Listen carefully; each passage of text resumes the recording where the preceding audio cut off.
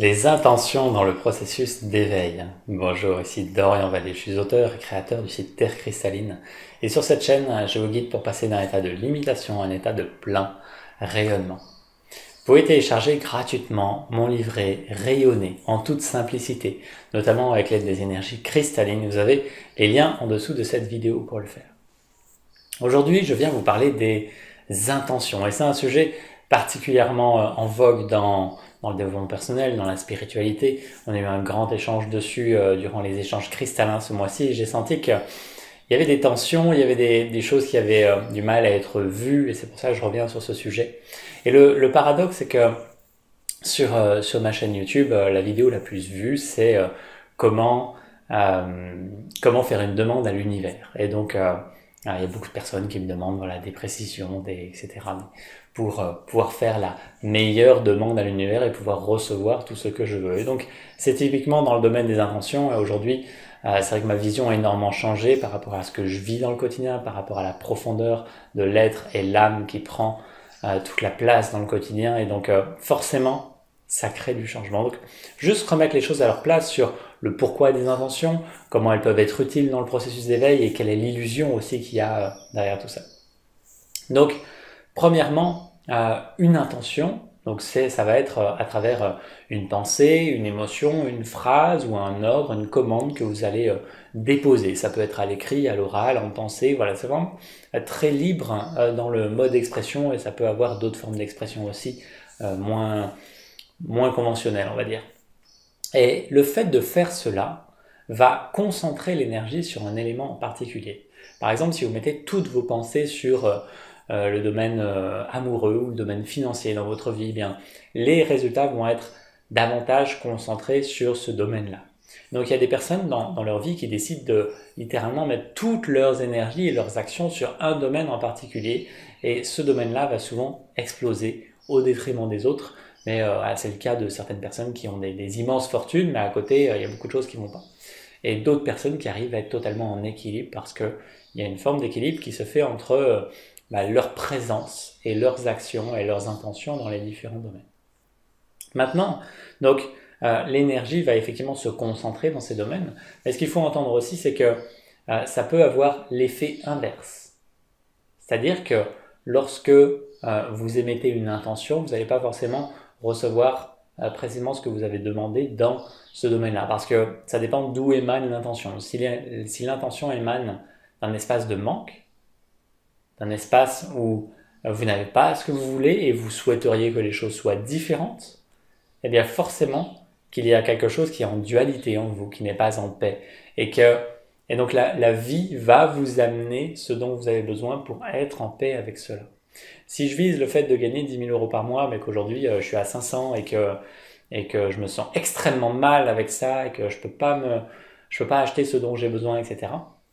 La vie va continuer à me donner une situation de manque pour que je puisse m'apaiser avec. Si je suis dans le confort, j'aurai plus l'opportunité d'être en paix avec moi-même, quoi qu'il se passe autour de moi. Et le but ultime, si tant est qu'il y en ait un, c'est simplement d'être en paix au fond de soi, quoi qu'il arrive autour. Et donc ça me permet de faire le lien avec ce sur quoi œuvrent vraiment les intentions. Les intentions vont principalement œuvrer sur la maya, sur l'illusion, sur le monde qui nous entoure. La plupart des gens qui font des intentions, c'est pour avoir plus d'argent, c'est pour faire revenir l'être aimé, c'est pour avoir un business florissant, c'est éventuellement pour aider la planète aussi, souvent même pour ça. Et cela œuvre pour la maya. C'est l'illusion, c'est le monde de la forme, et vous le savez. Et donc quand vous posez une intention dans ces domaines-là, forcément, ça va œuvrer sur la maya. Maintenant, j'ai envie de parler du processus d'éveil. Et sur mon chemin, en tout cas, ça a été utile de poser des intentions là-dessus. Il y a eu beaucoup d'intentions qui ont été mises sur l'ADN, sur l'activation de l'ADN ou sur la montée en fréquence des cellules, des corps énergétiques, sur certains systèmes énergétiques comme le Taurus, la Merkaba à un moment donné, qui ont eu besoin d'attention pour prendre de l'espace et s'expanser. Et j'ai bien conscience aujourd'hui que c'est une illusion parce que tout se fait à un moment donné et tout est juste à chaque fois, à chaque instant, mais à un moment donné où il peut y avoir un appel intérieur de poser cette intention. Par exemple, à un moment donné, l'ADN, ça a été une priorité. La priorité à l'ADN. Et l'ADN reçoit de l'attention et des intentions quotidiennement. Mais en fait, derrière cela, il n'y a aucune attente. C'est-à-dire qu'il y a un appel à le faire, mais que ça se passe ou pas, ça n'a aucune importance. Et donc, je vous invite, si vous posez des intentions, j'ai un peu du mal, si vous posez des intentions, il faut absolument qu'il n'y ait aucune attente derrière. Sinon, vous allez certainement recueillir l'effet inverse. L'effet inverse, c'est qu'il y a un espace de manque depuis lequel c'est émis. Et donc, vous allez recevoir ce manque en retour. C'est clairement mathématique ou physique, c'est en lien avec la loi d'attraction et de résonance. Et ça fonctionne comme ça. Si ça part d'un espace de manque, vous allez recevoir du manque. Donc, l'idée, c'est que ces intentions émanent vraiment de vous-même, de l'âme au plus profond de vous, que ça émane de ça et que vous soyez juste une continuité de cette intention. Si par contre c'est une intention conditionnée parce que y a des volontés mentales, etc., là, vous vous tirez une balle dans le pied. Mais après, c'est à vous d'en faire l'expérience et à un moment donné, dans mon expérience aussi, j'ai dû faire plein d'intentions comme ça qui n'ont pas marché ou qui ont marché à l'envers ou qui ont marché parfois, mais j'ai eu des retours de bâton. Et c'était ok, j'avais besoin en fait d'expérimenter tout ça à un moment donné. Et c'est juste en fait, c'est juste que vous ayez à en faire l'expérience. Et peut-être que pour vous c'est totalement juste de faire des intentions pour la planète tous les jours et en voyant peut-être que cette planète ne vous convient pas ou qu'elle n'est pas à l'image que vous souhaiteriez qu'elle soit. Et c'est ok en fait, vous pouvez en faire l'expérience autant de temps que vous le souhaitez, mais il y a un moment donné où tout ça cessera. Simplement parce que ce sera l'unité. Et l'unité implique forcément la conscience une. La conscience une, c'est une seule et même conscience en chaque chose, de tout temps et de toute éternité. Et donc de quoi vous voulez faire des intentions, pourquoi? Il n'y a que vous de toute éternité. L'âme en lien avec le divin. Il n'y a que ça. Absolument que ça. Et plus vous vous rapprochez de vous-même, plus vous faites face à cette évidence, et moins les intentions ont de sens. Et ça peut être ok en fait. À des moments, moi-même je peux avoir l'appel d'en poser une. Et en fait c'est comme une bouteille à la mer. Vous vous souciez pas si elle arrive à bon port, si elle est lue, si elle va porter des fruits. Vous jetez juste une bouteille à la mer.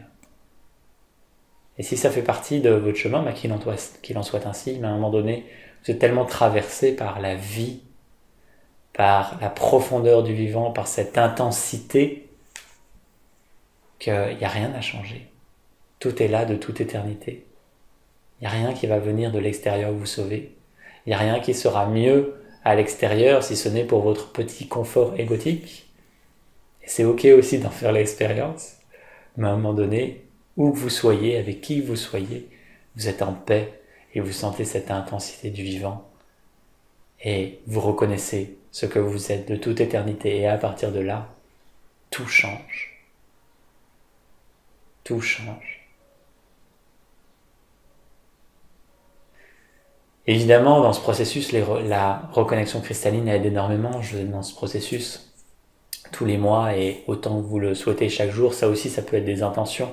Mais c'est surtout une qualité de présence et des pratiques que vous ressentez juste de faire au quotidien. Parce que peut-être à un moment donné, ça révèle certaines choses ou ça vous permet de reconnecter certaines mémoires, certaines connaissances ou à une paix intégrale qui s'installe de plus en plus. Et voilà, l'idée c'est que vous laissiez expérimenter et que vous laissiez goûter, expérimenter, attiré par ce qui fait sens pour vous dans votre quotidien, pour cette expansion de l'être, de l'âme, du divin à travers vous. Voilà mon message aujourd'hui, donc c'est ok de faire des intentions, vous l'avez compris, ça va focaliser l'attention sur un élément en particulier à condition qu'il n'y ait pas d'attente de l'ego derrière, mais à terme, voilà, ça n'a plus vraiment une espèce d'importance, mais sentez-vous libre d'en faire totalement l'expérience. Je vous souhaite de vivre une merveilleuse journée et je vous dis à très bientôt. Namasté.